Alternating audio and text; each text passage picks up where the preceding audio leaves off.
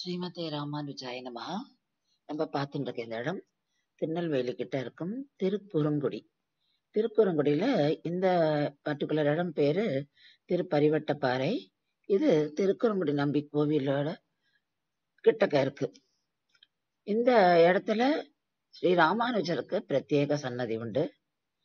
இந்த கோவில சுத்திர நம்பியாறு ஓடின்னு இருக்கு. நம்ம இந்த இடத்துக்குள்ள போகும்போது முதல்ல பாக்குறது ஒரு பாறை. அதாவது இந்த படி வழியா கீழே இறங்கி போனோம்னா ஒரு பாறையில ஸ்ரீ ராமானுஜரின் திருவுருவமும் வடுக நம்பியா வந்த பெருமாளோட திருவுருவமும் பாக்குறோம்.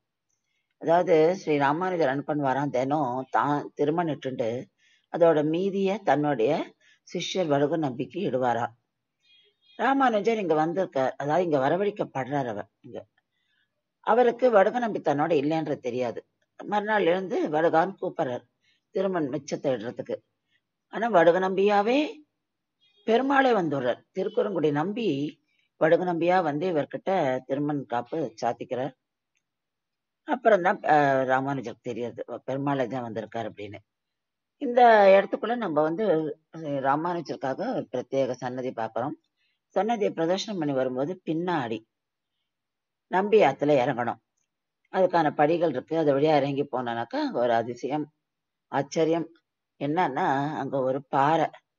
அந்த பாறையில ஸ்ரீ ராமானுஜருடைய உருவம் இருக்கு. அது என்னன்னா, அந்த பாறை மேலதான் அவர் தவம் இருந்தாராம் இங்க இருக்கும்போது.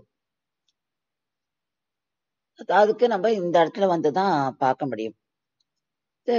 இந்த பாறையை தான் நம்ம இந்த ஸ்கிரீன்ல பார்த்துட்டு இருக்கோம். ஸ்ரீ ராமானுஜரின் திருவுருவம், அவர் தவம் இருந்த பாறை இது. அவ்வளோ தெய்வீகமா இருக்கு இந்த இடம். நம்ம வந்து அவர் ராமானுஜர் இருந்த இடத்துல அவருடைய திரு பாதங்கள் படிந்த இடத்துல நம்ம வந்திருக்கோம் அப்படின்றப்போ ரொம்ப சந்தோஷமா இருந்தது.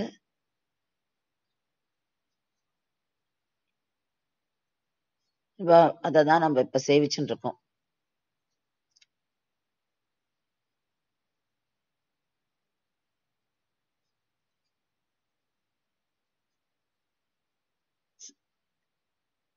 ஸ்ரீமதே ராமானுஜாய நமஹ. திருக்குறுங்குடியில திருப்பரிவட்டப்பாறையில நம்ம இந்த காட்சியை பார்க்கிறோம்.